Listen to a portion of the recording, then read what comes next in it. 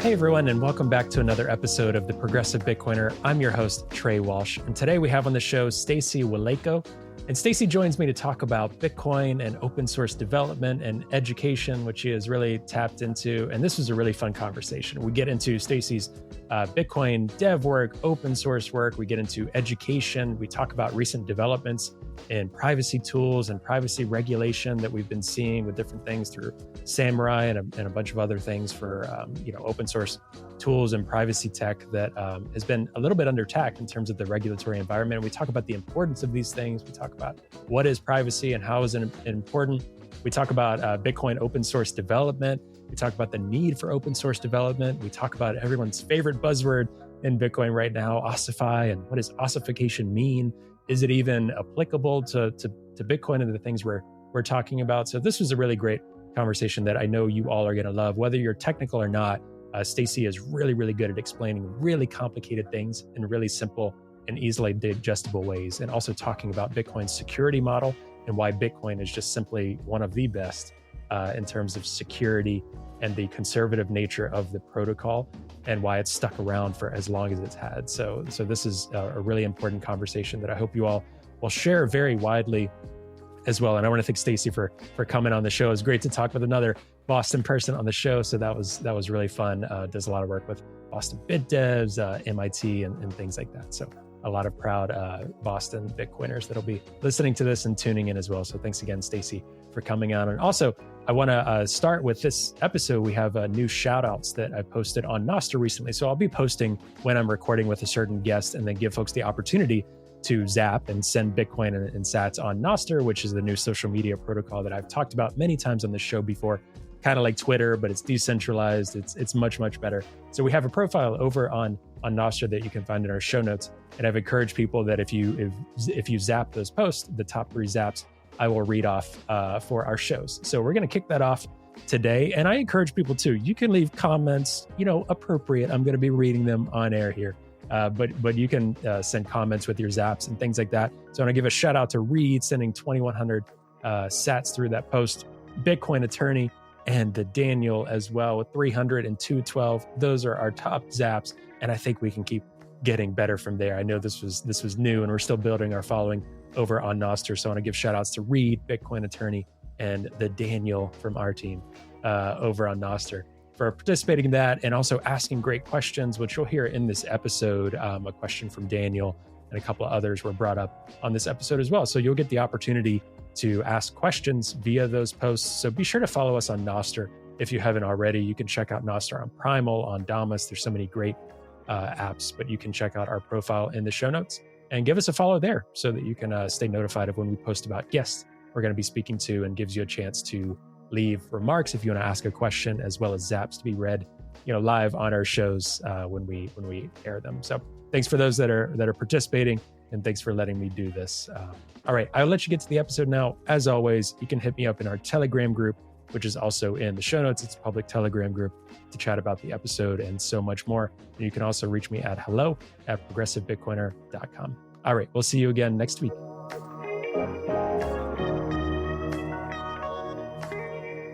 Hey, Stacie, welcome to the Progressive Bitcoiner. Thanks for joining me today. Hi, Trey. Thanks for having me. I'm excited to chat with you. Yeah, me as well.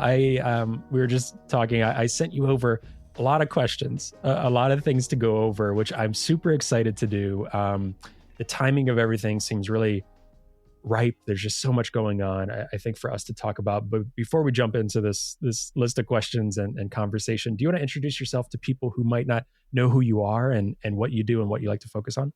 Yeah, sure. So hi, everyone. My name is Stacie Waleyko. I often go by the nickname Stacie on Twitter, Instagram, all that stuff. I am a software engineer by trade. My Bitcoin story starts in probably about 2016. The ad tech company I was working for laid off the entire engineering team, and just by chance, I ended up finding my next role at a startup with a former colleague that was working on permissioned ledgers, the distributed ledger technology space, DLT is what they called it. And we were not tracking tomatoes on the blockchain, but we were doing things that were suspiciously similar to it. And I found it very hard to understand the hype around blockchain technology, specifically how it was different from a distributed database or a linked list with some cryptography built in. And so I decided I need to take a look at Bitcoin because it's the reference implementation of a blockchain. If I can't understand what a blockchain is in the context of Bitcoin, then I really don't know what I'm doing. So as we all know, the rabbit hole for Bitcoin goes really deep. And this is where my story kind of sounds a lot like everyone else's. The more I looked into Bitcoin, the more questions I had. And I remember at the time, there was only one book out there. It was the Bitcoin Standard. I devoured it. I loved learning about the economic and the game theory side of things because that's something that I just have never had a lot of exposure to. I loved learning about the history of money, about how it worked. And then I think there were also 2 podcasts at the time that I would listen to every morning to get ready. It was Noted with Pierre Rochard and Michael Goldstein and Tales from the Crypt, which we now know as TFTC. So at some point, though, I kind of realized I'm never coming out of this Bitcoin world. I don't want to. So actually on January 3rd, 2019, which is the 10-year anniversary of the Genesis block, I handed in my resignation letter. I had no plan. I didn't know what I was going to do next, but I knew it had to be in Bitcoin. And I got really lucky. I ended up landing a role at a company called Casa, which does a multi-sig offering. And I was working on the backend systems over there for quite a while. And then about 2 years ago, I took another leap into the unknown into open source Bitcoin, which has been really fun. And that's what I've been doing since then. However, since June, I've actually been on maternity leave because I just had my second son. He finally started sleeping through the night. So I have a little bit more time here and there, but it's definitely that time constraint is also impacting the types of projects that I pick to work on right now, because I don't, at most, it's 2 hours a night to do that. And also every single one of my basic needs. Yeah. Shout out to the moms working on Bitcoin. Congrats. And that's super cool. And that's really fun. And so beautiful to be able to do that and then work on this permissionless open protocol. I love it. That's really cool. Yeah, there's so many different types of people working on Bitcoin. That's so cool. I wanted to ask a quick follow-up to that. In terms of your Bitcoin work, can you talk to people a little bit about the type of thing that you're attracted to in terms of the open source work with Bitcoin? So leaving a more structured-ish environment with Casa for working for a company and then focusing on open source work. If there's someone that's listening that is a developer interested in this work, what does that even look like for the average person? Okay, I'm going to work on Bitcoin. What does that look like for you? Yeah, that can mean a lot of things, especially today. There was once a time when you would say I'm working on Bitcoin and that only meant Bitcoin Core. But today, that's not the case. There's so many open source projects out there, and there's so many open source projects that become startups. You really have a wonderful array of different kinds of projects that you want to choose.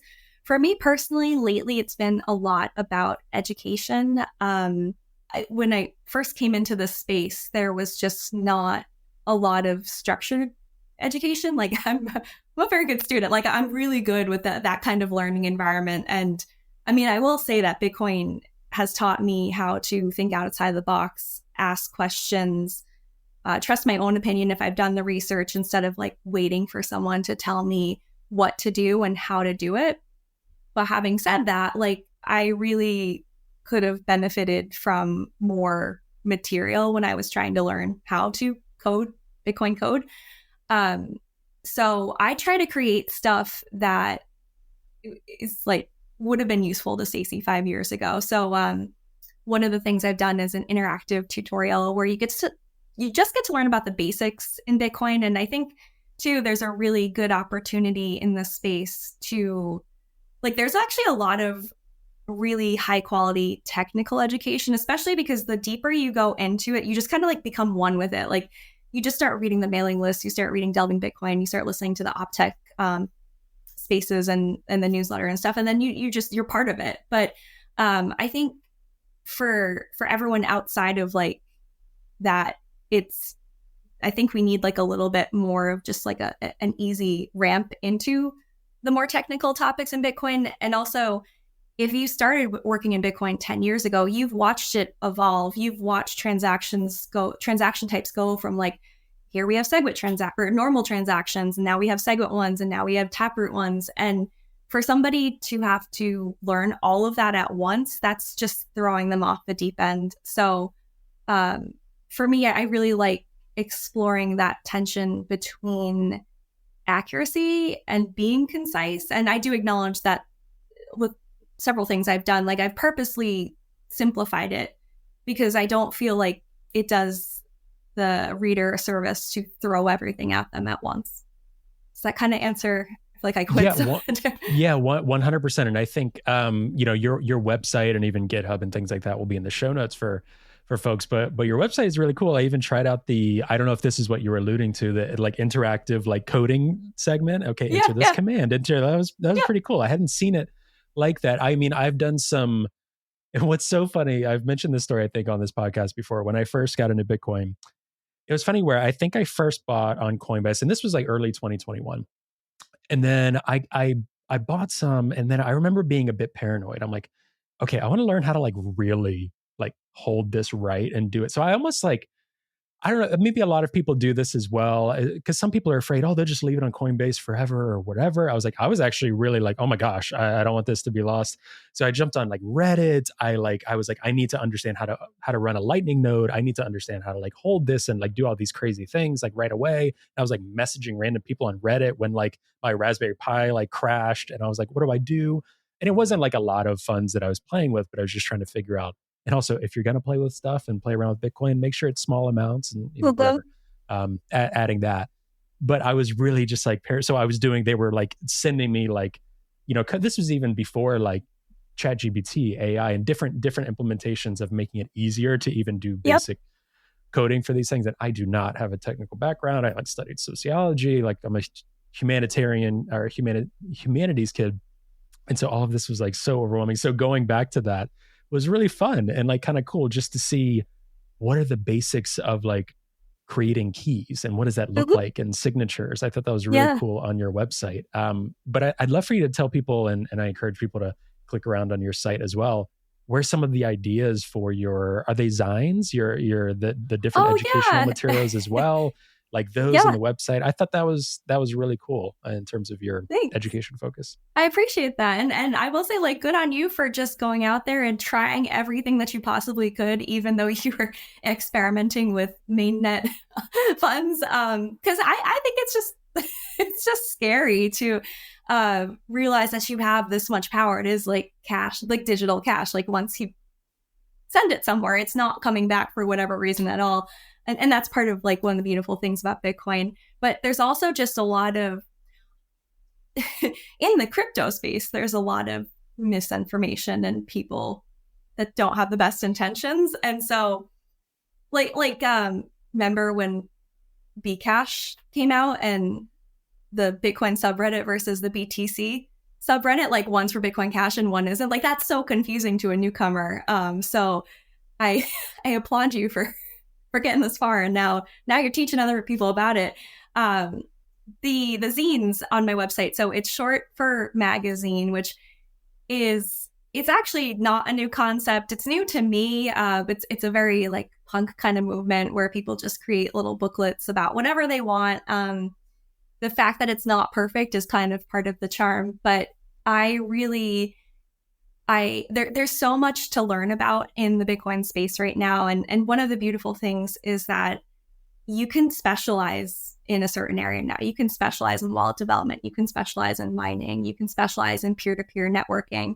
And as we see more of that, it becomes a little overwhelming to learn about different areas. So recently, I decided I didn't know anything about Stratum, and I didn't know anything about Stratum V2.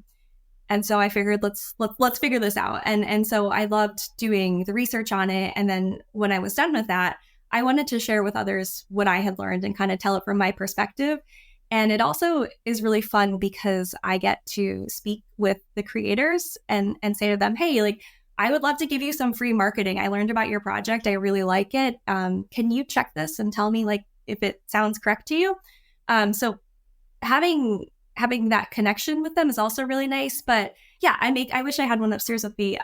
They are these printable booklets. What you do is you print them on a piece of paper, front and back, and then you cut them in half, and then you fold them, and then you take it off and read. And something too that I noticed with myself is if I am reading something on the internet, and I don't know what a word means, I'll look up that word, and then that word will remind me of something else. And then we'll click around, and then suddenly I'm on Noster, not doing what I originally thought I was supposed to be doing. So I kind of like the whole like tangibility of just holding a piece of paper. It's technically 8 pages, but the first and last are just title and end page. That's a very like closed domain. Like once you read it, you've read it, and you can move on. You can go like do more research if you want, or you can say like, I feel like I learned enough, and that can be it. Yeah, that's very cool. I thought the format was really cool too, especially, when people think of technical things like that. Like you said, you get lost on some website, or you get lost in GitHub, or you get lost somewhere. Whereas having that physical presence for a technical component is really cool, and it's really fun. I really like that. Everyone's going to make fun of me. I already know it because I said Zine and you're like Zine. Oh, so yeah. just No, calling that out there, yeah. calling that out there for everyone who's going to like clip that and like, send me messages. So I appreciate that though, because I put on the header of the website that it's like magazine without the MAGA, and then someone on Stacker News was like, "Oh, like she's really liberal," and like no, it's actually because my son loves the movie Cars, and Larry the Cable Guy's character is a tow truck named Mater, and he goes like, "My name's Mater." Like tow mater without the tut, and that lives rent free in my head. I don't know why, and so I figured. But I also figured, like, I don't think everyone knows what the word zine is. So, thank you for admitting that you didn't know. And I'm not going to. Hey, for people, well, people will hear it now. I'm not going to clip it. Like Damien, do not clip that. Show my mistakes to the world. Yeah, and I know friends that put out others that's just so funny. So moving along outside of the mistake that I've made, what do you think is one of the biggest challenges for you? So obviously you have a background in this, a background in software development. What for you is something that you feel is kind of easier comes naturally to you with working in the Bitcoin ecosystem or looking at these open source projects? And what's something that you think is challenging? Like how is Bitcoin and working on Bitcoin projects different from other open source projects or other things that you studied and things like that? Like where are the similarities and where are the new challenges? Yeah, for sure. So I'm really, not really, but I'm relatively new to just open source in general. Bitcoin is the first open source thing that I've ever worked on. And the deeper I got down the Bitcoin stack, though, the more pleased I was to see similarities with development in open source and in industry. The standards, specifically in Bitcoin Core, are extremely high, and truly some of the best engineers I've ever seen are the ones in the Bitcoin Core code base. And that felt good after a while, because I did feel like an outsider in the beginning. Like we have some contributors in Bitcoin Core who have been doing this since they were in high school. And that's certainly not the case for me. So I kind of felt like I was in a weird spot for a while too. I was like, I'm not an open source dev, but like I don't work in industry, and like the Bitcoin industry at the time was like so super small. But now that I've been in it, it just does feel more familiar. One of the most challenging things I will say though is that the length of the development cycles in Bitcoin is extremely long. I wouldn't call myself a core developer, but I have experience going through the core code base. I have an open PR. It's now been passed on to someone else for something called GetNet Message Stats, which is a new RPC that will get you different message statistics broken down by like number of bytes, number of messages, network type, message type. It's actually really, really cool. But there's a lot of people working on a lot of different things. So it is, it's currently kind of like still open.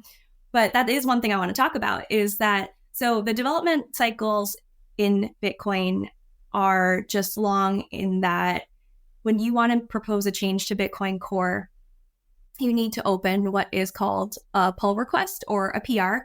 And a PR is basically additional code that you want to add to the code base. It could be changes to the existing code, or it could be code that you propose to remove. So any changes you want to make, you make a PR. And what happens is it's very normal for PRs in Bitcoin Core to sit there for 6 months, 1 year, several years. It's totally normal. And I think for somebody coming from the startup world, that can be really shocking and unbearable and smothering.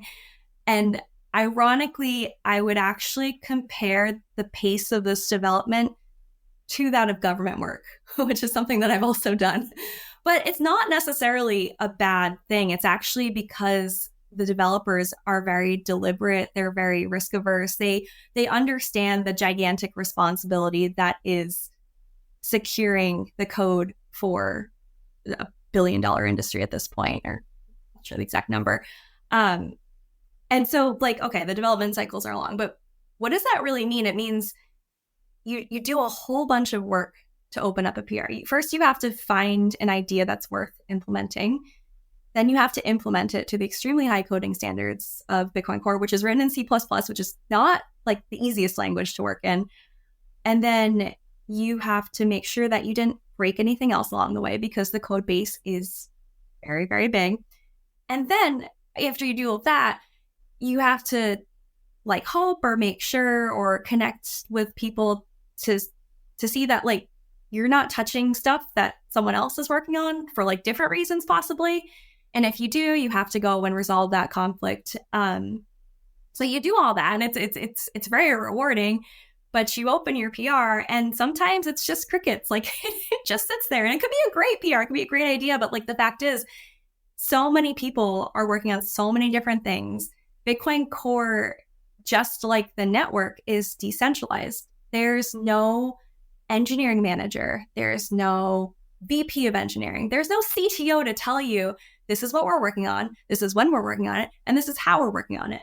In order for anything to happen in Bitcoin Core, it needs to have an overwhelmingly large amount of consensus for it to be pushed through. So what I'm getting at is there's actually like an emotional weight to it that will wear on you over time if you don't figure out how to handle it. And my advice, if you want to succeed, is first you need to learn how to like handle that weight. And John Adek, who's a core contributor and also now a Bit editor, he has a great blog post on how to review a PR in Bitcoin Core. And he actually recommends that for every PR that you open, you should be reviewing 5 to 15 other PRs, which is like 5 to 15 times the amount, which is kind of crazy. But it oftentimes people will return the favor as like a thank you for reviewing their work. And then the other thing that is really it's kind of hard to learn, but once you get it, it's actually a really good thing, is that critical feedback is much better than no feedback at all. And it's actually an honor to have somebody tear your PR apart for the sake of trying to help it become better. And there's different ways to go about it. Some people are a little bit more considerate than others, but at the end of the day, like this person took time out of their schedule. They gave you resources, they gave you brain cycles to help you on what you're trying to accomplish. And so I think that, like I was talking about how Bitcoin's helped me in terms of personal growth, like that's an example. It's very different from industry, but it's a good thing. Yeah, I think you did a good job summarizing a really complex thing for our, for me, for our non-technical audience, things like that. It kind of reminds me of the little cartoons of like how a bill becomes a law and like breaking it down. That would be really cool, actually, to put what you just said into a little cartoon on YouTube. So whoever wants to do that, hey, open source idea, go for it. Damien, maybe we should do that for our producer. But that's really cool, and I think because so many people like when people hear Bitcoin, a lot of times they think of the price, they think of crypto. Okay, then maybe you get to the point where you're like, Bitcoin isn't a company, it's decentralized. And then people might start to get confused about how did Bitcoin was created. And Bitcoin wasn't just created in 2008, 2009, and then okay, there's things that are maintained, there are updates that occurred, there are hard forks that happened. So once people go down that pipeline, it's really interesting. So do you think in terms of development culture, in terms of software development, do you think there's some people that would look at Bitcoin and say, wow, it's kind of a miracle that things get done in terms of these updates? Like how much of a unicorn is Bitcoin? Because I don't come from that world. So I am, because for me, it's kind of like, wow, there's no, like you said, there's no central authority. There's this really, really long development process. And I loved you saying it's similar to government work. I think that's so funny, saying Bitcoin is like government work. That's not exactly what you said, but that's just a funny soundbite. I won't make that a soundbite, but it's just a funny concept. Someone else can. Let's throw it out there.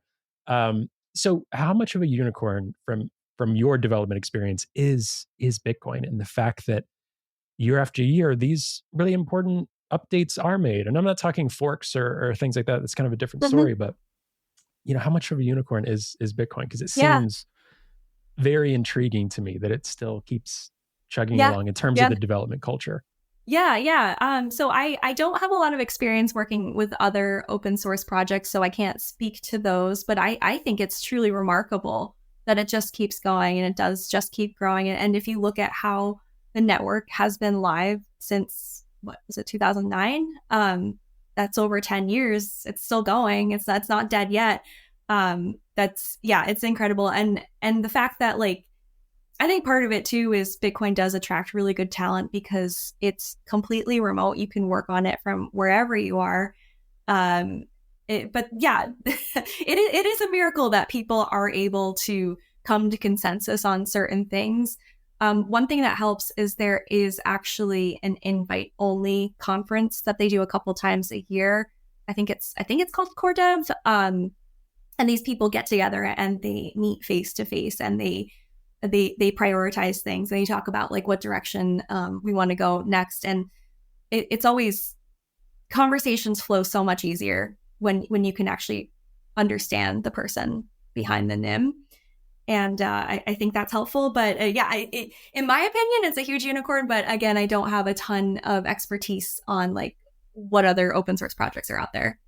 Yeah, no, that's super helpful. And I think this next topic I want to mention off of the conversation of development, it's a word that's being overused, thrown around so much in Bitcoin social media, Bitcoin, whatever, for people who care and listen, is ossify.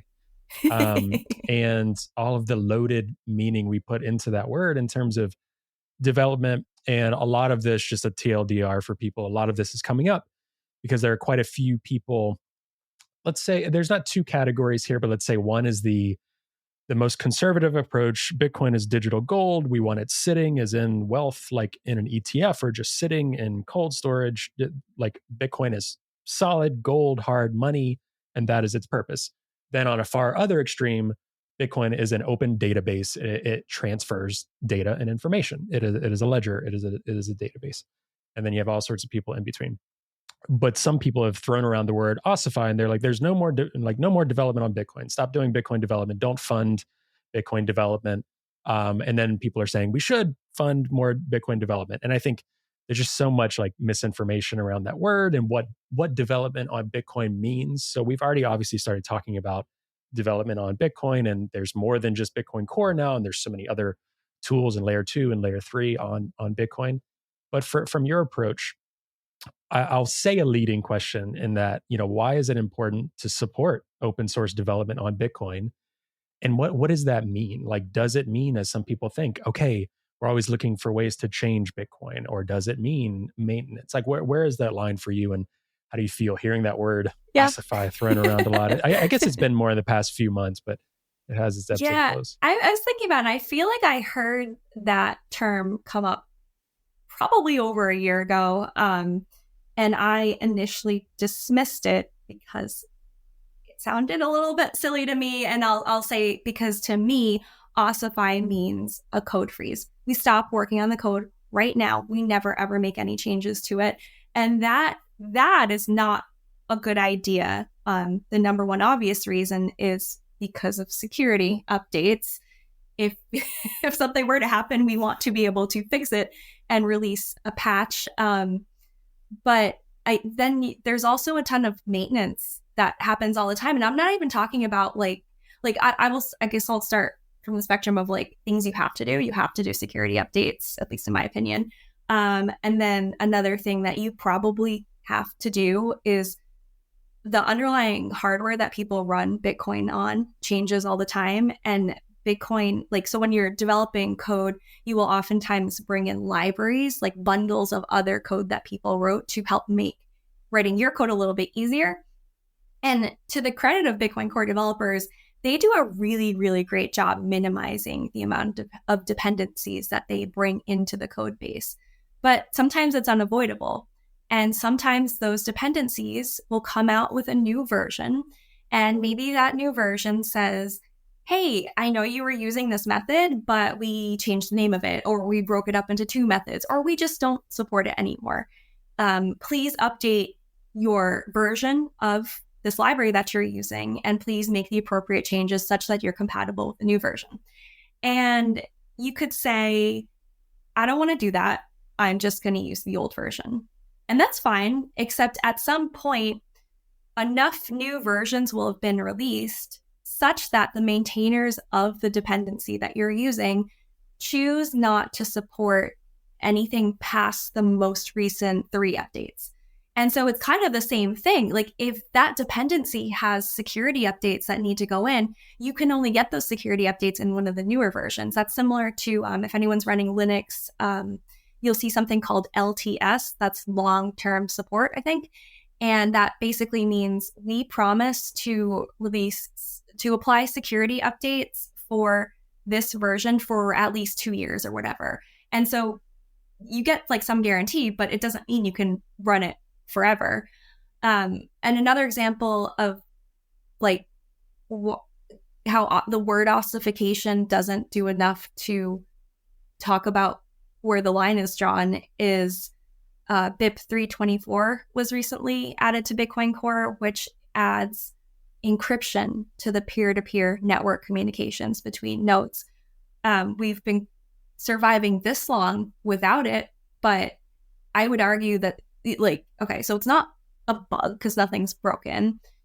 It could be considered a new feature. I think security enhancement might be like the better way to describe it.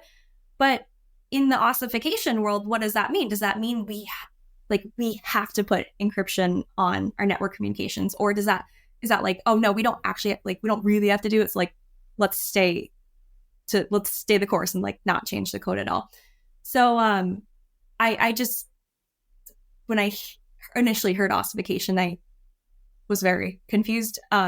Since then, though, after listening to some other people speak on it and kind of trying to understand their perspective, I think that both sides may have a little bit more in common, or they might have some middle ground that they don't realize, in that Bitcoin core development, like I mentioned earlier, it's slow because it's risk averse. It's slow because it's deliberate. It's slow because the devs are trying to make the right long-term decision. There's a culture of doing it right the first time, and that's also another reason why the development cycles are very long. But it's often the case that if you didn't do something right the first time, in order to fix it later, it's like an order of magnitude more work. And actually, as I'm saying this right now, there's I think it's a 2106 bug. Do you know what I'm talking about? I hope I got the number right. In the year 2106, okay, in the year 2106 or whatever point in the future, the data structure that holds the timestamp for inside of the block header is just going to run out of digits. So that needs to be fixed. What does that mean in terms of ossification? Does that mean, is that an exception that we fix it with? And if you make one exception for something, what other exceptions are you going to make? So I don't believe in making a code freeze. I think there's a lot of maintenance to be done in Bitcoin all the time. But I do acknowledge the people, I have a soft spot for the people who are asking for ossification, because personally, I am a very conservative type of developer. I don't move fast and break things. I like to really like take my time and think things through. So I think they're asking the right questions. I think this is a good discussion to be having, but I don't think I don't think like true ossification will ever happen anytime soon. And Jameson Lopp actually did a talk on this, I think in like November or something. And he put it really well. He said that ossification should be a phenomenon, not a goal. Hi, everyone. Hope you're enjoying the episode. Today's episode is brought to you by Bitbox. Now, Bitbox is a hardware wallet that's open source, incredibly secure and easy to use, and it's what I'm using to safely secure my Bitcoin in cold storage. Now, I know self-custodying Bitcoin can really be intimidating, but Bitbox is designed for ease of use without compromising on security. It's USB-C compatible and allows you to easily back up and restore your private keys with a micro SD card, which is really cool. Now, you can purchase the Bitbox using the promo code TPB at the link found in the show notes for 5% off your purchase. And I really want to thank Bitbox for their support of the podcast. All right, I'll let you get back to the episode now. Yeah, that's a good way to put it. And it is 2106. Okay. There's many different ways to call it. The 2106 bug, the 2106 required hard fork, the 21 where technically the code will stop running based on the current code. I guess that's the way you can put it. Again, I'm not technical, so you can correct me if I'm wrong. But yeah, so back to your point, obviously, I think once people dig into ossification for 30 seconds, they realize that word isn't quite appropriate for what we're talking about. It's really conservative. There's many different ways to talk about it. What do folks there's so many different ways it's so funny because there's so many different ways that folks are very sensitive about how you talk about Bitcoin. Yeah. But even though some Bitcoiners like, everyone's so sensitive, I'm like, some of you all are very sensitive about how we talk about Bitcoin. So don't lecture me too much here, but some people are, what they want Bitcoin to be or what they envision Bitcoin as. There's all of these things. And to some extent there's the folks that are like, we're going to use it and we're going to break things and we're going to push forward. And there's other folks that are saying it is meant to be blank. So then you get all these value things. So it's very complicated. So I think the ossify conversation is less of a technical term that they mean it in that way, and more of a, we want it as blank. Yep. And then other people saying that. But obviously people working on it, like you said, I think it's a good way to put it. You said kind of silly, like when you first use it as a term. It's not really the right term here, I don't think. Yeah. I don't have a better word, but I agree. Yeah. So you had mentioned, and I don't know to what extent, a lot of people that get into Bitcoin, or a lot of people get into crypto, right? And there's still the vast majority of people in the real world conflate the two. And for me personally, there's so many different things going on that is an entirely separate conversation to really dig into, which we'll do a little bit here and on other episodes. There's so many things happening with, I view attacks on software development, attacks on open source development, on privacy tools, all these things. For me to get into or care about, it's Bitcoin, not crypto, and this and that. Like, yes, it is. And we are a Bitcoin only show, but there's so many people that are interested in both, that are interested in Bitcoin and crypto. There's regulation that applies to both currently in digital assets in the US. But you, from a developer perspective, you had mentioned blockchain and wanting to study blockchain. Could you speak on what you think is different about Bitcoin's security model or Bitcoin's approach with development compared to other cryptos? And I know you won't be able to, there's millions of cryptos, right? Yep. But what do you think is the ethos? Because I'm curious as well, just hearing for you, of a Bitcoin developer versus another. And there are many people that have worked on various projects and multiple projects, right? There are a lot of people that are just interested in development and software development that I think is also probably not also talked about enough, and just interested in challenges. But what do you think sets apart Bitcoin for those that are like, how has Bitcoin been running this long? How is it so secure? Like, what is the code base like? Yeah. I think it'd be interested for them to hear from you on what makes it different. I wish I had like a long, complicated answer, but for me, it's about the decentralized nature of Bitcoin. Like, there is no other project, especially in the crypto space, that is like this. A lot of other projects have foundations, they have founders, they have single points of failure that can effectively be used to take them down, and also single points of failure that can possibly serve as sources of censorship.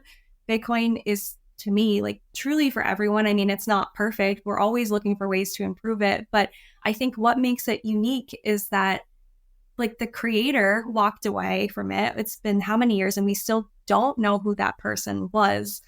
And now we are all Satoshi and we all get to share it. And I think that's a great thing. And I think it's something that like, I think that other cryptos shine in other areas. Actually, like some of them have wonderful educational resources, wonderful communities. But at the end of the day, I do believe that Bitcoin is the most technically sound of them all. Yeah, I would agree, but running this show, I do agree with that. Yeah, I think it's just important for people to hear that and think about that. And again, as people come in, I don't want to say most people, but I know for me, like I wasn't into developing or anything like that, but I like held Bitcoin, Ethereum, a couple others, and then within a month or two, again, like I said, I think I was just more paranoid. I'm like, I don't know about Ethereum. I don't know. Like, I'm just going to focus on Bitcoin because also it seems the most technically sound and it seems the Yeah. most legitimate. It seemed, as I started learning about it, I just was not interested in others. Yep. I think for me, where I come from, some people, again, this is just on social media, right? In my experience, it's kind of the 5% extremes on either side. This is my opinion. Many people might disagree. Is that we're treating some crypto like this complete enemy, this like horrible, horrible thing, this enemy. Now, what is different are scam projects, scam companies, scam people. That is Yep. different, and many, many, many cryptos are. Yep. They legitimately are, and you can see that. Some are not. I just think there's more points of failure that you're pointing to. There's more centralization risk. Yeah. There's other things. Yep. That for me, I'm not as interested in. Yeah. And I think that it really gets humanized when you meet other devs in those projects. For a long time, especially before the pandemic, a lot of the people involved in the Bitcoin and blockchain discussions in the Boston area were not solely Bitcoiners. I met a lot of really, really nice Ethereum developers who also hold Bitcoin, who I consider to be very good friends of mine. I'm just like not into the same things. And my understanding is actually that, and I'm sure a Bitcoin historian can come and correct me, but the idea of maximalism came from the fact that there's a lot of projects out there. There's a lot of things you could be doing, but you just choose to be spending the majority of your time in Bitcoin because you find that to be the most rewarding, it's the one that you're most attracted to. And you acknowledge that there are simply not enough hours in the day to be good at all of these things. So you can either be like a jack of all trades and a master of none, or you can like buckle down and focus on just one thing. Now, I know the word maximalism has kind of like evolved into like a whole different thing. But I like from the start, that was how I understood it. It's just like, it wasn't to bash other coins. It was just like, this is what I choose to spend my time on. Yeah. I mean, that's it. I'm sure like someone like Jameson Lopp would probably agree with that. And he wrote a great essay on maximalism, maybe a year or two ago at this point. I can't really think, but yeah, that's a really great, like you're talking about a lot of things that a lot of people listening to Bitcoin podcasts, going on social media and seeing Bitcoin, you're talking about meeting people in real life, doing real work, like things that all of us should be doing no matter what our thing is, right? Like going to local Bitcoin meetups, like doing these different things are really important. I will say it's funny. I was at, this was over a year ago at PubKey down in New York City, popular Bitcoin bar now, all of this stuff. And there were so many Ethereum maxis there, like on this particular night.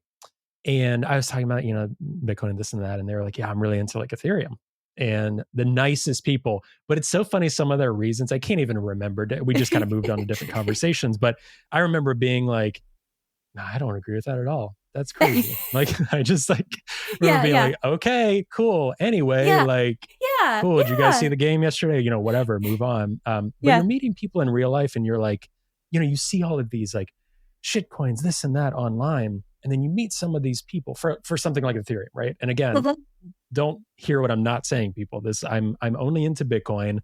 I would only recommend people learning Bitcoin and this and that. But it is just, we have to kind of understand these things a little bit as well, and understand where people are coming at with different projects, and these aren't necessarily evil people that are Yeah, doing yeah. this dev work. Yep. But yeah, it's Yeah. just interesting to focus on. Yeah, they're all people, and I think like DeFi is super popular. I'm not really into DeFi, but like if you look at reasons for why people like want to invest their time in that, it's not malicious at all. Like maybe they have family overseas and they're sick of paying for the wire fees and stuff. And like, yeah, I can't explain why certain people choose certain technologies, but I think the reasons for why they're choosing to work on certain things, like it shouldn't be judged without asking more questions. Yeah, I completely agree. Now I want to segue our conversation into stuff that I really focus on and enjoy. Like I really am pretty laser focused in terms of just the things I read, the things I try to advocate for as like Bitcoin for as a tool and Bitcoin tools for everyone who needs it, especially in really hard circumstances like authoritarian regimes, privacy preserving, all of these things, and making that the norm, talking about it in ways that pushing up against regulators that might insist in the future that that is illegal, and saying in the United States that is legal. We're talking about privacy. Privacy is not a crime. I had watched the MIT Bitcoin Expo and the panel you were on with Lop, and there were some conversations in that which I'll link that as well because I think that was really a good conversation. So not to fully rehash all of that, but I know we're talking about dev work and things like that, but well, what are some of your thoughts on just the recent events of regulatory attacks on privacy, on coin joins, on this is open source software, but certain folks and companies, from the way I understand it, are facilitating this. That some folks are like, is Lightning next? Because Lightning is you're using some of the code, you're using an app to open your own channels and handle your own funds and payments and things like that. But it's a bit of a scary time out there in terms of this. Yep. I think a lot of things we'll see play out in our legal system for, gosh, probably years to come on some of these different things. But I know you spoke on this a lot. So talk to people about why you think privacy preserving tools on Bitcoin and Bitcoin tools are so important, and combating some of that FUD of like, well, what do you have to hide? Yeah. Why are we encouraging privacy tools in the first place? Yeah. I mean, I first off, I agree. It's just a little bit scary to see this news coming out. I don't know much about politics to be able to like call any bluffs anywhere.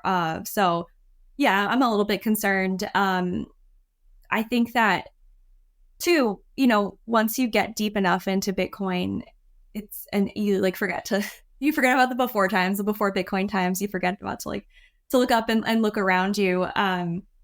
But like Bitcoin is so optimistic. Bitcoin is hope. We have such a bright future with it. And I think that's something that we should keep in mind. But then again, like, yeah, when you pop your head up and then you look around, there's a lot of education that needs to be done in terms of just being early about people who just don't know a lot about it. But I think the harder thing, and I think this is work that you do really well on, is combating some really negative pictures that have been painted about Bitcoin by the people who stand to lose if it succeeds.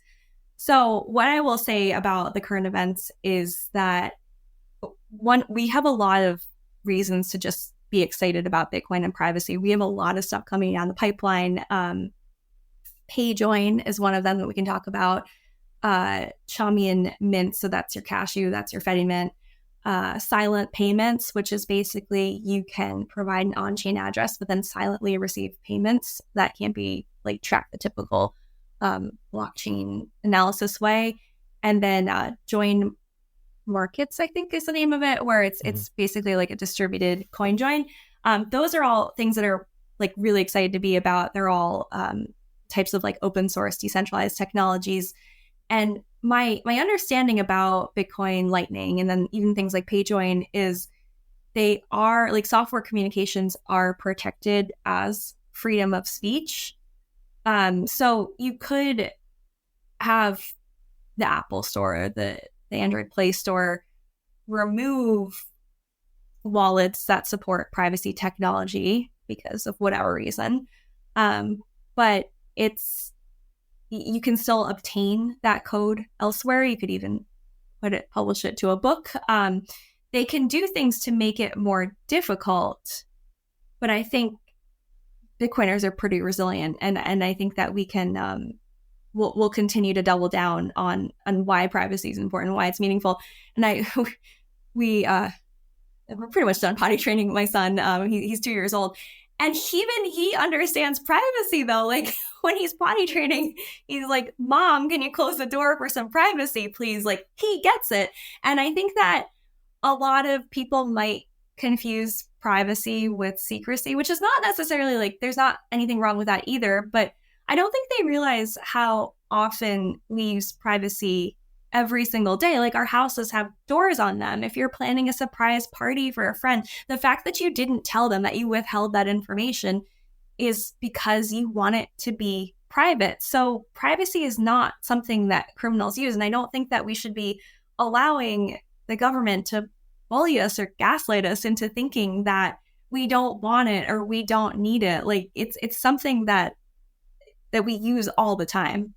Yeah, it's so true. And that's one of the biggest things that I try to combat, because I think a lot of people, and I can't stress this enough, it's usually just an education thing or an ignorance thing, in my opinion, of the normal average day, everyday person. Like before coming into Bitcoin, I wasn't thinking, oh, we should not have privacy. We should not have, it was more like people just go about their lives. They just don't know about it. They don't know about the benefits of like a VPN or the benefits of private transaction. They use a bank account. They use a, Cash App, whatever. And there's some laws around privacy with like bank accounts and things you send, right? But there's still leaks, there's still hacks, there's still ways the government can access these things and shut these things down in ways that are not necessarily fair or not great. So again, just hammering home the point of privacy is not criminal, and there are many lawmakers and regulators that are either directly or indirectly suggesting that, and that's what I take a problem with as a person who cares about human rights, but also as someone who's in the United States, as someone who's in a developed nation of democracy where these are things that we should be comfortable saying out loud, like, no, that's not okay. Like, that's not okay. Rather than, because we're also not trying to advocate for, okay, let's do this like back channel secret thing and let's do this and that. It's like, no, everything we're saying is like normal and not criminal, right? Yeah. The funniest thing I found, because a lot of this is in reference to the Samurai case, where for those that don't know, there's many different articles on it. It's a coin join service, and the developers were arrested for money laundering. There's all sorts of different charges the Department of Justice placed against the developers of this. And the developers had also posted some things on social media, kind of mocking and suggesting, that so-and-so types of people or potentially Russian oligarchs can use our service and things like this, right? So the DOJ was kind of like, hey, you're enticing people to use your service, all of this, right? So there's some politics at play of the personalities that were running that said service, but their open source code that their service was facilitating, that is the part of whether it, of coin joins, of privacy enhancing tools on Bitcoin, of code, that we just want to make sure we keep an eye on, that they're not encroaching on that. If they want to encroach on individuals and find proof that an individual helped a criminal or terrorist use a serve, that's a different story. That's kind of a hand-holding, showing, actually doing a crime. So it's important to keep hitting home the point, in my view, that, what's funny in that case, they also said, I forget what they thought, like 100 million or certain amount of millions were routed through the service. My first thought was, well, if you knew how much money was routed through the service, why didn't you go after the people then? Why are you going after the service or the code? Right? It's kind of like, oh my gosh. And then people have put out funny memes. It's kind of like, oh my gosh, since, bad people use a computer, like we should just stop selling laptops, stop selling cell phones, stop like the pans and the wires. There's too many to keep track of. But very long-winded response for privacy is not a crime. And I think it's just about showing people in very cushy environments, very comfortable environments, that if you're attacking privacy tools, what you're suggesting and telling people is that privacy is a crime. And there are certain places where they are actually putting people to death and arresting people for privacy, like human rights activists, like a lot of people that we've had on this show that I connect to offline as well. that are saying the US government sending messages like this is really alarming, Mhm. because then dictators will get their hands on these surveillance tools and Yeah. then prosecute criminals, and they'll think, well, the US is, prosecuting criminals. Maybe our charges aren't as harsh as like a public, death sentence in another Yeah. country. But they'll say, well, the US is prosecuting it, so we are too. So there's all Yeah. sorts Yeah. of huge ramifications in my mind for this. Yeah. I do, on a lighter note, and it there is, so I want to make privacy cool again, but the irony in that is like, in order to make it cool, you're not being very private. Like if you're advertising something. But like, I feel like social media has brought about kind of like a weird, it's very egocentric, with like all the influencer culture. Like, I think that kind of normalized showing every part of your day, every part of your life, even if it was a lie. And you don't have to live like that. You don't have to do that. You're perfectly entitled to your digital privacy. But then, like, we're also, especially in Bitcoin, we see like all kinds of NIMs popping up because, and some people actually say, like, if you're going to work on open source Bitcoin, do it under an NIM, don't do it under your actual name, which I think is good advice if you feel like it applies to you. But then on the other side of that is, if you want to be able to promote privacy, but to spread the word about privacy, to spread the word about Bitcoin, people are more likely to listen to you if they know you're like an actual person. So there's a little bit of like tension there, but I think that also means like there's room for everybody to kind of help spread awareness on Bitcoin, on self-custody, on privacy, and that kind of stuff. Yeah, it's a tough line to tell, because I can understand both arguments. I mean, before I came into Bitcoin, first of all, I'm not a developer. I'm not building anything. I do this podcast and I write things and I talk to people. I didn't know anything about that coming into Bitcoin, in terms of the use of my name, but also with what I'm doing. I feel comfortable doing it and having people, know my name. I talk a little bit about my background and my work, different things like that, like meeting people in person. But for developers and others, it is such a shame too that people have to feel. So there's so many reasons to go under a NIM, but just escalated reasons with recent development, that's just not okay to me. That's a shame that's kind of where we're at. And again, my hope is that all of this is overblown, that a lot of the things we're talking about don't really see the light of the day, and it's a lot of empty words and empty things, just politicking, and that courts decide certain things, just basic tenets of code of speech and privacy preserving is upheld. But the fact that we're having to have these conversations, and that I've seen certain people, what I don't want conflated is like, okay, DOJ arrests Bitcoin developers, and then it makes Bitcoin seem like this shady project thing and all of this, when it's not, right? But the challenging part is, like, there are authoritarian regimes, or possibly even the US, that sometimes say something is criminal that's not necessarily morally correct. We see this in authoritarian regimes all the time. So privacy preserving tech in those environments and using Bitcoin, even if they say it is illegal, it is a moral imperative for some people. So that's tricky. And there's just a lot of criminal activity that happens with cash. we don't say like cash developer arrested. And then, but even it's not like, there's a side of privacy too that's security related. Like, you just don't know what somebody's going to do with a certain piece of information about you or your family. So I think there's like a very compelling case to be made there for the want of privacy. And kind of going to that, there were several Bitcoin developers that Craig Wright was fighting in court. And I think some of them even had NIMs that he managed to track down. But it's not even just to protect yourself from the government. It's just to protect yourself from other people in situations like that.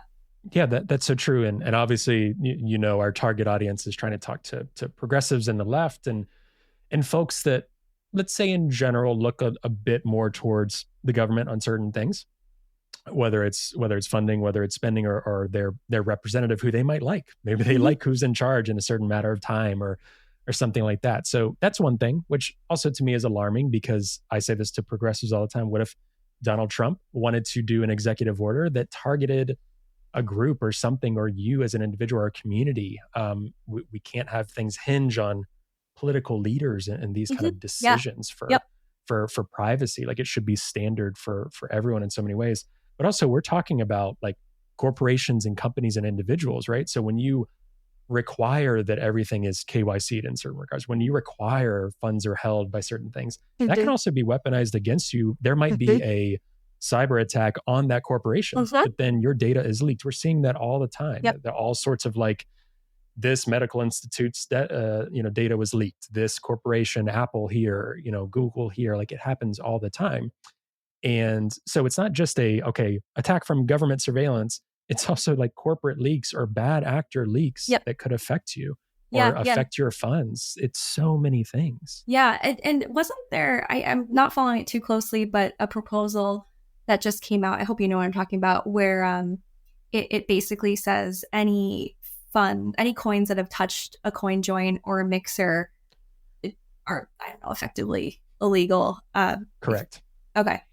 Yeah, I don't know where that stands right in this moment, but yes, because and I believe that is the same proposal that would like to ban any coin join mixing. I forgot the exact language if they use, and mixing and coin joining are also two different things, but they're different proposals that are kicking around to basically say coin join's bad, privacy on Bitcoin bad, don't use it. Also, if you spend it, it can't engage with the traditional financial system. So there's multiple different tiers that they're probably going to work through and try to figure something out.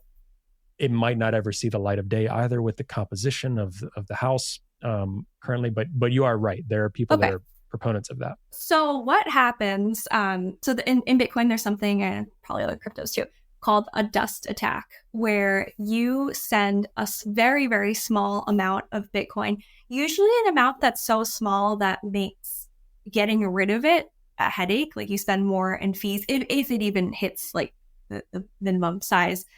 So what happens if somebody has a mixed coin and then they break it into like 100 little pieces of dust, UTXOs, and then they dust all these exchanges, all these ETFs? Suddenly, legislation like that, what happens? Are those assets now freezed? Like, it's unenforceable. And I saw a lot of people post on X about that. Like Lola did. I think there was like there's so many others that posted about the absurdity of this, right? About like especially the ETFs that made their addresses public and not traceable, but just to verify that they hold the Bitcoin that they say they hold, those kind of things.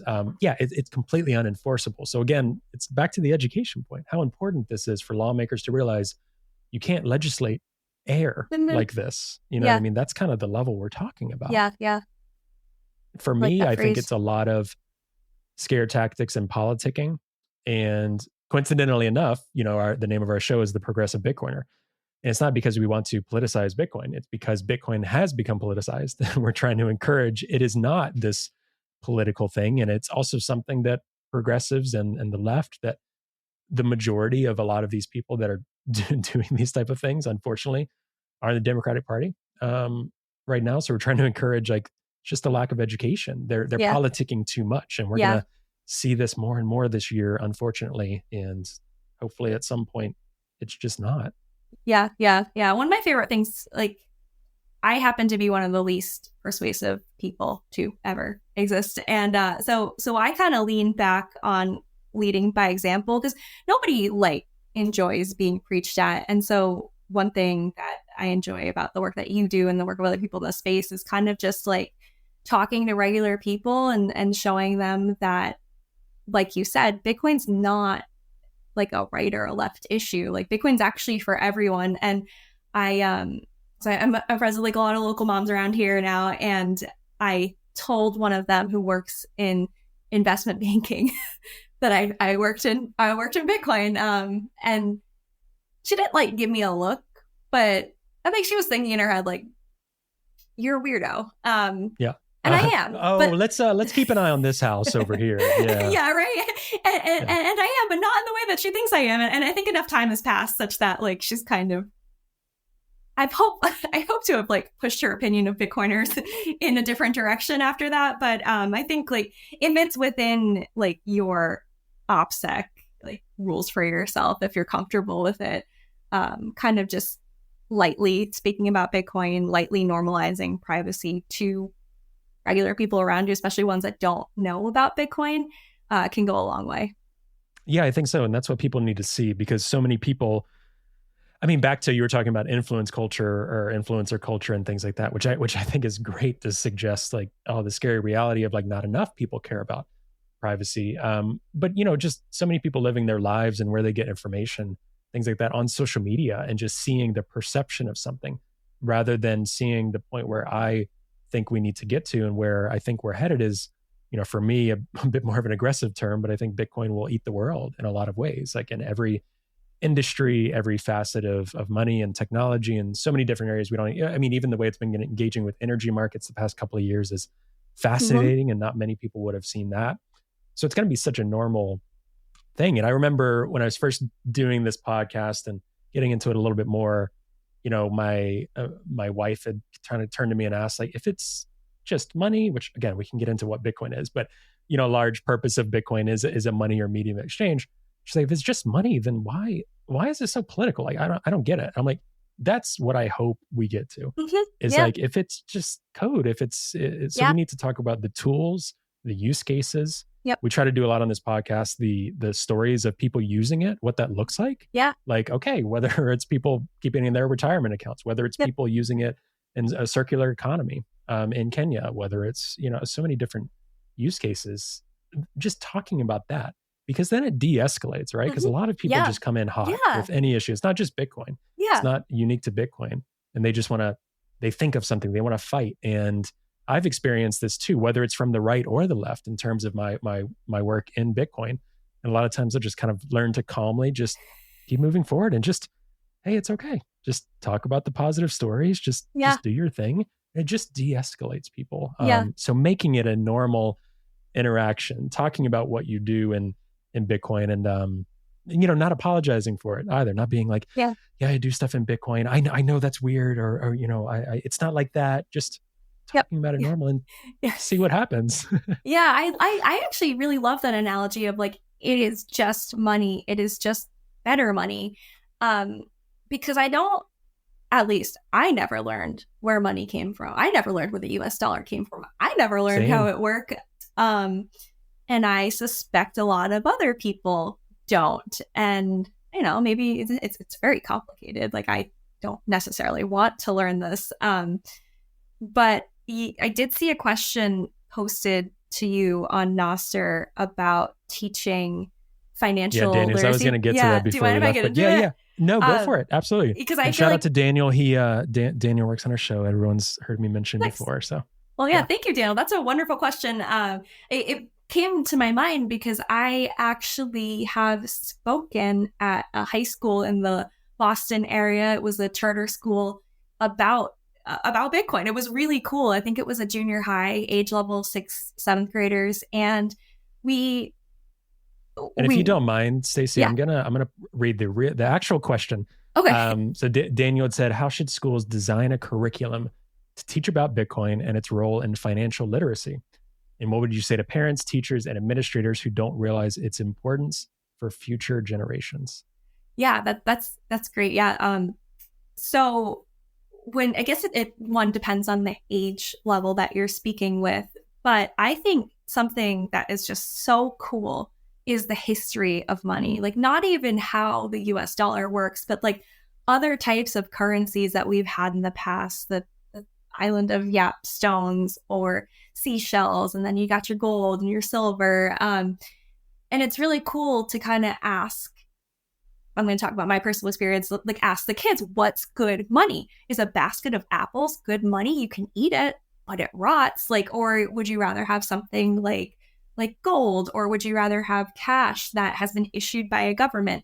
And these kids got it. They got it right away. And maybe it's because they haven't grown up in the same, I guess they haven't grown up. They haven't grown up to like really use money in the real world yet. So they don't have certain limitations that we might have in our heads about what money is and how it works. So I think that one, just like for starters, is talking about history of money, what makes good money, what makes bad money, is just a great activity for anyone to do. And then you can obviously get into like more specific things. But I think I saw another reply in there too about taking it upon yourself to teach your children. I think that actually is very good, very responsible advice. You shouldn't wait for someone else, because there are a lot of situations, especially that we see in Bitcoin, where you can lead a horse to water, but you can't make it drink. And so you can have the most compelling arguments, but for whatever reason, teachers, the administration, whoever is in charge doesn't want to see it through. Or maybe they think like other things are more important, and maybe they are to them. But I would be willing to wager that like a lot of like the wealthy families out there in the world teach their children financial literacy because they know it's important for their own future. So if you don't feel like the educational system, whatever system your children are in right now, is doing a good enough job, take in your own hands, have them open up a lemonade stand and accept Bitcoin for it. Like there's nothing to lose in teaching them these skills. Yeah, and that was Burns on Noster who left that comment. And for those listening, we're doing a little bit more, trying to pull a little bit people more into Noster, which I've talked a lot about on the show, and highly recommend like Primal or Damus. But we've been posting, like when I go to record an episode, I'll post and say the top zaps get read out, and then as well as questions. So folks for future episodes as well have questions. We'll always post on Noster, and you can leave questions for that guest of the day. So thanks, Daniel and Burns, for doing that. The last question I'll ask you, and then leave it to you if there's anything else you wanted to say, is when thinking about your own kids, your own kind of future of, you really care a lot about Bitcoin education, about the development work, about seeing Bitcoin, for me, like live its full potential in life. What do you think that world could look like for the future generation with Bitcoin, in terms of like an optimistic view of, because you've mentioned several times already on this episode that Bitcoin is hope, Bitcoin is better money, Bitcoin is all these things, which I agree with. So when you look to like your kids' future, what does that look like for you with what Bitcoin could do? Yeah. So if you had asked me this question 5 or 6 years ago, I would have told you, well, obviously we're going to have, what's it, like the Super Bowl run, or I don't know what they're calling it, super moon, when like Bitcoin just skyrockets in price, number go up so high. We're all like, we're going to be at $3 million by we today. All have girlfriends like, oh, it's great. We live on a Bitcoin standard. That's what I would have said. But I think that now, especially as we're seeing more adoption, I really hope to see a world where we are in a Bitcoin standard, but I don't necessarily see fiat going away, but I do potentially see fiat and other types of currencies backed by Bitcoin. I'm very hopeful about something like that, because obviously Bitcoin has a supply cap. I think that's probably one of the most important reasons why you would want it. But then I would also, I really hope that, well, I hope for a couple of things. One, I hope that we won't be talking about Bitcoin at all when my kids are grown up, because it's boring. It's just like, it just works. It just does what it does. Yes. And that's going to be a weird time. I do feel like I'm going to be old one day and just like look back on this time where there were tons of people just so like tons of people that made Bitcoin their personality. And I'm probably guilty of that myself. But I just don't, I hope that that's like going to be like a very small amount of people later on, because it's not going to be a big deal. The money will, be fixed. But the one thing that I do hope will continue, and I'll be very concerned if it doesn't, is I want to see self-custody continue, and I want to see regular people still able to transact through Bitcoin. Now, how is kind of a different story, and maybe there are different layers to that. And I know that is often a source of discussion, actually, when we talk about what some people might mean when they mean ossification. But I do think that there are going to always be situations where people will need to use the asset of Bitcoin itself, not something that's pegged to it, not a derivative of it. specifically where you talk about people in authoritarian regimes or places where they don't have the kinds of financial freedoms and privileges that we have here. And when you talk about the ways that people feel about Bitcoin right now, I think too, and this was also true for me, I never acknowledged the financial privilege that I had living here in the US, and how I don't really have to be worried about my bank closing my account. But that's not the case for people all over the world.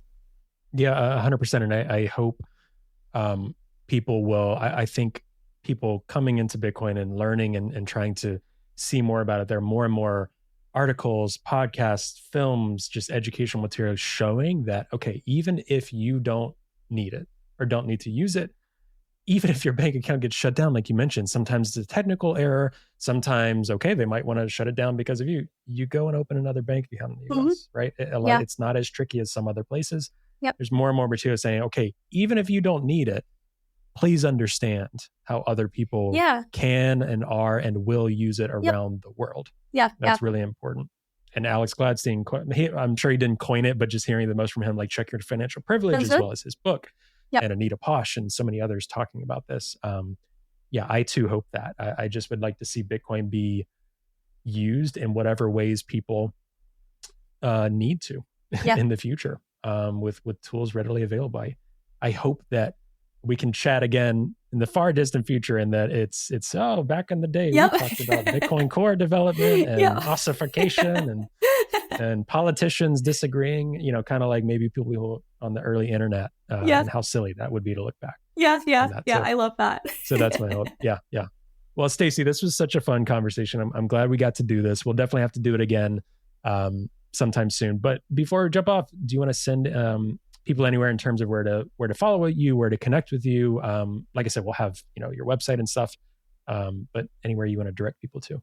I mean, Stacie.dev, SATSIE.dev. You can find all the ways to find me on there, and trying to use Nostr a little bit more these days, just because X isn't fun. Sorry to say, but I mean, that's how we connected, is Nostr. So something good already came out of it. But thank you for having me. I go all over the place. I try to be a little bit of everywhere for this podcast. I joked with someone recently. I think it was Freddie New on an episode last week. I was like, technically we have a TikTok. I'm not crazy about TikTok. I don't want to be on TikTok, but I post a couple of clips from our show on TikTok. I don't engage, but technically it's there. I'm like, normies are on Instagram and TikTok. We have Instagram and TikTok accounts on there. So I think that's smart. Anyway, Stacie, thank you so much. It's such a pleasure having you on. Yeah, thank you. I enjoyed it.